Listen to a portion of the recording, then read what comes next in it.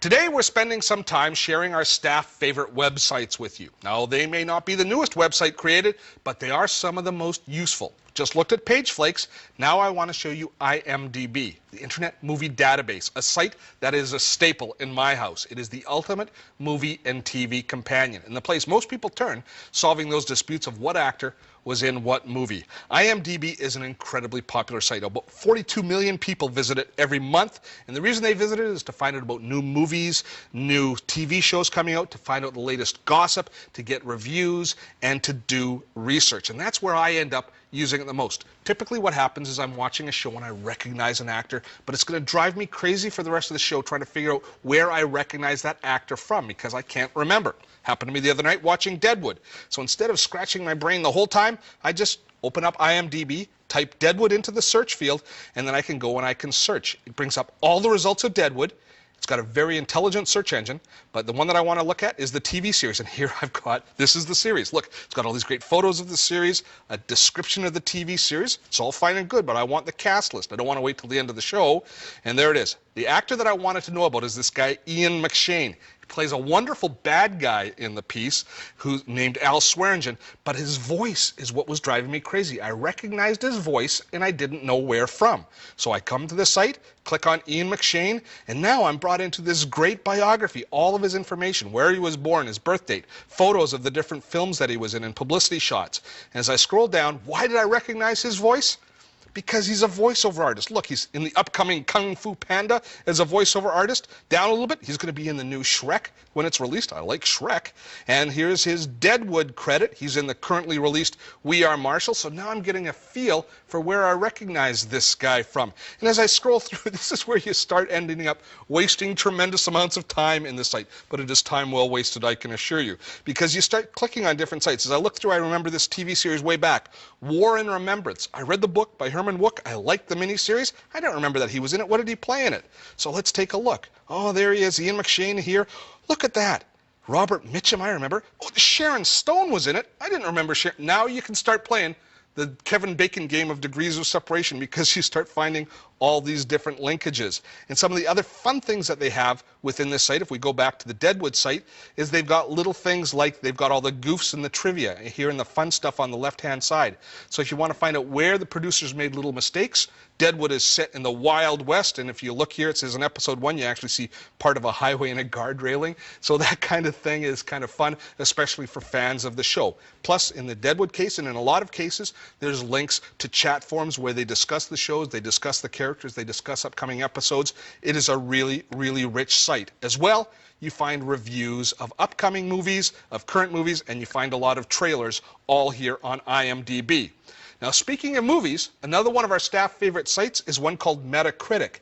Now, it's a site that's dedicated to all sorts of reviews on everything from music to video to games to movies. Now, the difference between Metacritic and IMDb as far as the reviews is Metacritic is dedicated exclusively to reviews, and instead of reading individual reviews, what it does is it amalgamates all the reviews that it can find and gives you a rating on each of the different properties so you can quickly decide what you want to spend your time watching. For example, if we take a look at the current movies under release right now, Happy Feet. That's an animated one with dancing penguins. I wonder how well it's being accepted. Well, here we see the critics give it 77 out of 100. It's got a green tag, which means it's generally favorable. But users, people who have watched it and then submitted their own information, only give it a 5.3 out of 10. They didn't like it as much. And you'll quite often find this kind of disparity between the two review types, where critics might like one film, the viewers don't like it as much, and that disparity is what really makes the site so compelling. You get all points of view. Current films are on the left-hand side, the ones that are under release, and the color coding tells us which ones we might want to consider. Green are the ones that are quite popular, yellow are the ones that are kind of so-so, and the red ones, must-miss movies, like Let's Go to Prison gets a solid 25 out of 100 from the critics. Maybe we'll wait for video, maybe we'll even pass on it once it's out in video. Now, beyond movies, they also review current DVDs and existing DVDs that are out, TV shows, music, books, which I find very useful, and the game review section, which is really one of the most important game reviews out there.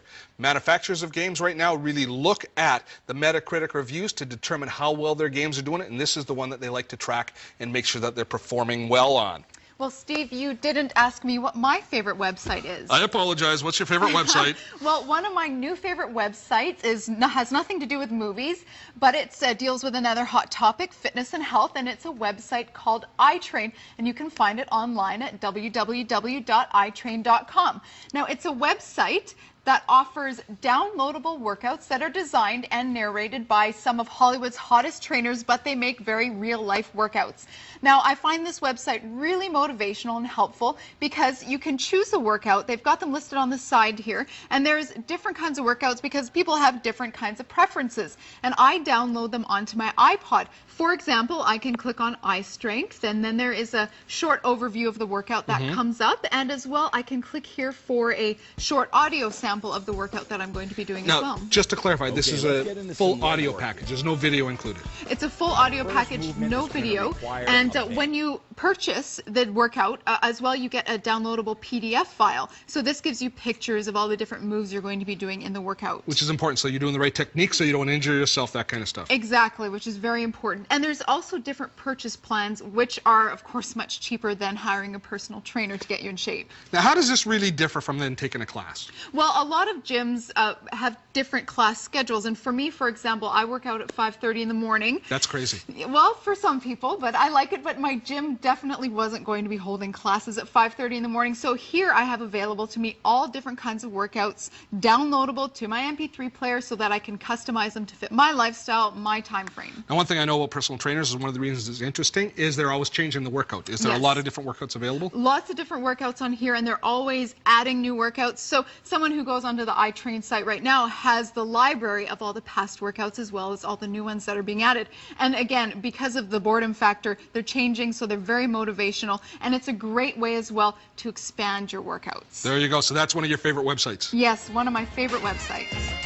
For more information about any of the products we cover on the show, drop by our website at dottotech.com.